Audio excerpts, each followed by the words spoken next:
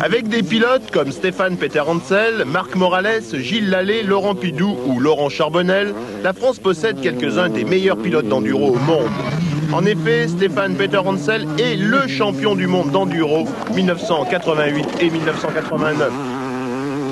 Discipline relativement récente en France, à peine plus de 15 ans d'existence, l'enduro aujourd'hui fait l'objet chez nous d'un championnat particulièrement disputé.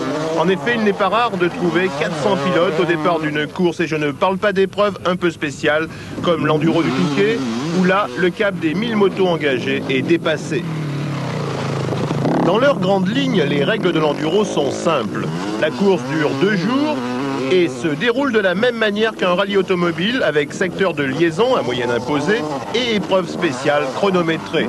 Mais la grande différence avec l'auto réside dans le fait qu'en moto, le pilote doit se révéler totalement autonome. Pas d'assistance possible, hormis les pleins d'essence et d'huile. Toute intervention sur la machine doit être effectuée par le pilote avec des pièces détachées qu'il transporte lui-même sur sa machine. Aussi, un gros pépin mécanique se révèle donc éliminatoire. Décembre et janvier exceptés, il y a des courses presque toute l'année et les épreuves proposées sont très nombreuses. Elles permettent, par le biais d'enduros régionaux puis nationaux, de découvrir les nouveaux talents. Aussi, pour gravir les échelons qui mènent au championnat du monde, 3 catégories. Les nationaux, les experts, puis enfin les inters, une sélection pyramidale où seuls les meilleurs parmi les meilleurs auront leur mot à dire. Cette année, seules 5 courses comptaient pour l'attribution du titre de champion de France. 5 courses ont sans doute particulièrement disputées, d'autant que Stéphane Peterhansel attaquait donc la saison avec le titre de champion du monde. Pour cette première compétition, 1989, disputée autour de Sévrac-le-Château dans l'Aveyron, Peterhansel va affirmer ses prétentions, mais pas aussi facilement que l'on aurait pu le croire. En effet, Gilles Lallet, Marc Morales, le champion sortant, et Alain Olivier vont tout au long du week-end contester la supériorité du pilote Yamaha, espérant tous une faute de Peterhansel pour s'engouffrer dans la brèche. Mais ici, à Sévrac, Stéphane Peterhansel va frapper fort, remportant 9 spéciales sur 10 et finissant à l'issue des 2 jours avec 40 secondes d'avance sur le deuxième, Marc Morales. Numéro 1, justement Marc Morales, Honda. Cela semble facile, pourtant ce n'est pas le cas pour tout le monde.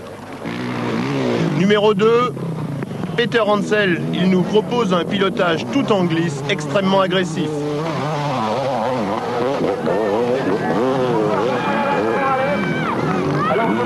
Alors que Gilles Lallet, numéro 3, semble ici quelque peu improvisé.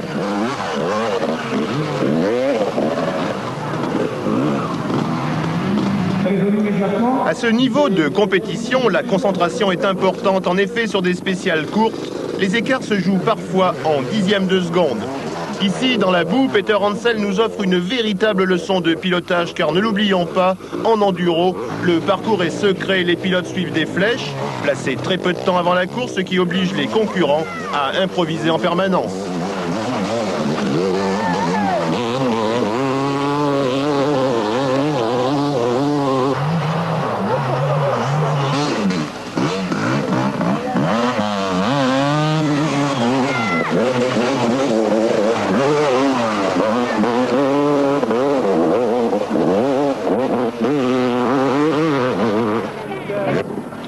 Après la boue et la pluie des premières épreuves printanières, changement de décor complet avec l'enduro de Die.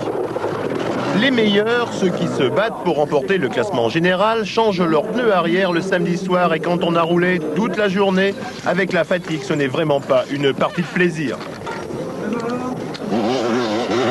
Sur ce circuit très accidenté, avec la moyenne à respecter en liaison particulièrement élevée, c'est une fois de plus Peterhansel qui va s'imposer devant Lallet, Olivier et Morales. Décidément, cette saison, Peterhansel était bien le pilote à battre.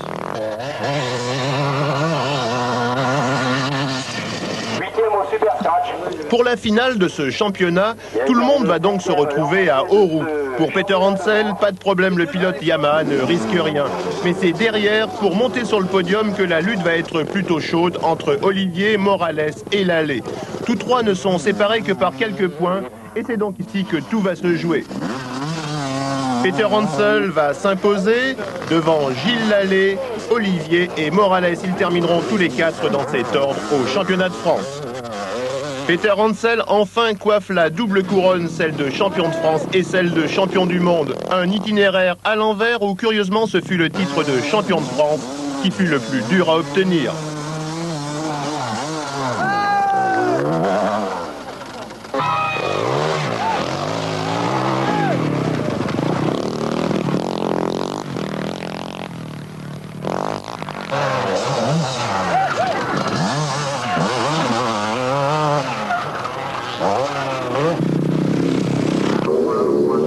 Les ISDE, autrement dit les 6 jours d'enduro, regroupent sur une semaine de course l'élite mondiale de la spécialité.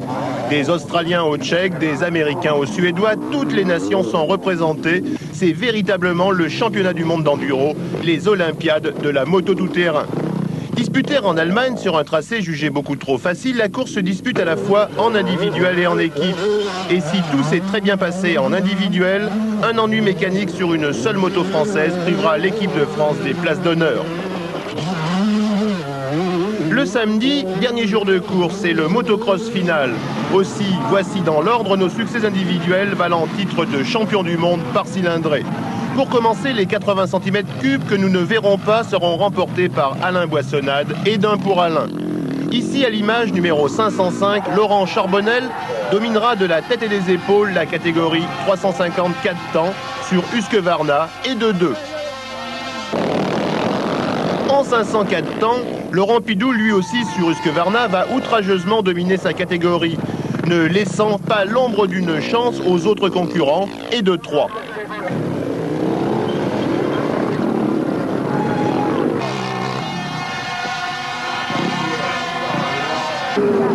En 502 temps, la top catégorie, Stéphane Peter Hansel sur Yamaha 360 va rééditer son exploit de 1988, remportant le titre suprême. Champion du monde et champion de France la même année, difficile de faire beaucoup mieux. Quant au classement d'ensemble, la France remporte 4 titres individuels sur 6 mis en jeu. Alors, finalement, l'enduro en France, ça ne va pas si mal que ça.